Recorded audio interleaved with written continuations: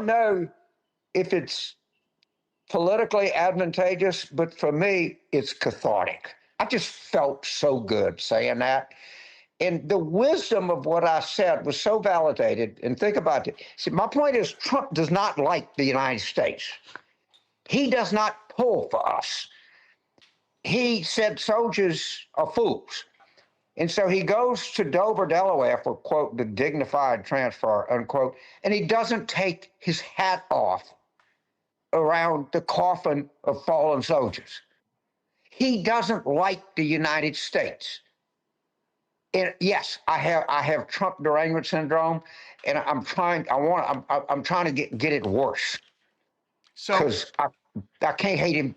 I've reached the bottom of how much I can hate somebody, but I'm gonna dig deeper and see if I can find another way to hate him more. So one of the things that has struck me over the last month or two is I'm not sure he cares how you or his base or anyone on the outside feels. So if that is his operating theory, maybe you disagree with me.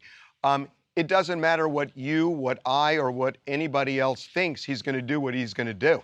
I pretty much agree with you. And I want to be clear.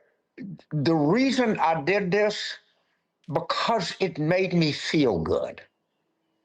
And I am not at all certain that there is if I did a rant about gas prices, I probably could have been a little bit more politically effective.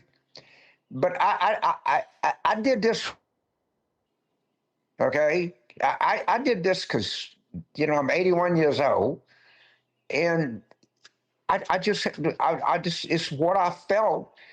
And, one of the great things about my life, if I say something, some people are actually listening to what I have to say. So I just felt, I deeply felt what I said. And I'm glad I did, and I'm happy to interview about what it is. But I didn't have political advantage in the back of my mind. But I do think a lot of people agree with me, and I think it just helped them, make them feel better to get through the day. I want to be very clear. This was something personal. It came from inner me. It did not come from the political consultant side or the retired political side of me. Again, if I wanted to have been effective politically, I would have done a chart of gas prices and how they went up and give you the whole timeline. But I think the man hates the United States, and I just didn't want to keep it to myself. How will those numbers, those poll numbers, be affected by the war? If this war is still going, let's say in June, July, where do you see the president's numbers, and how will that affect the election? Because typically when we're in a time of war, people don't want to change a lot. First of all, it's already different. This is all-time low support of a war.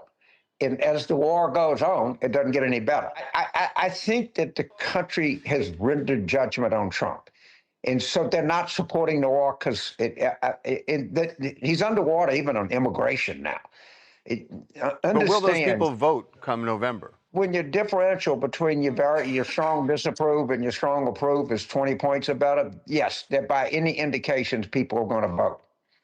And if you look at all election returns that have taken place so far, the Democrats are actually voting at much, much higher rates than the Republicans. They're going to do a whole thing on the origins of this war, and can I tell you, it's not going to look very good for them.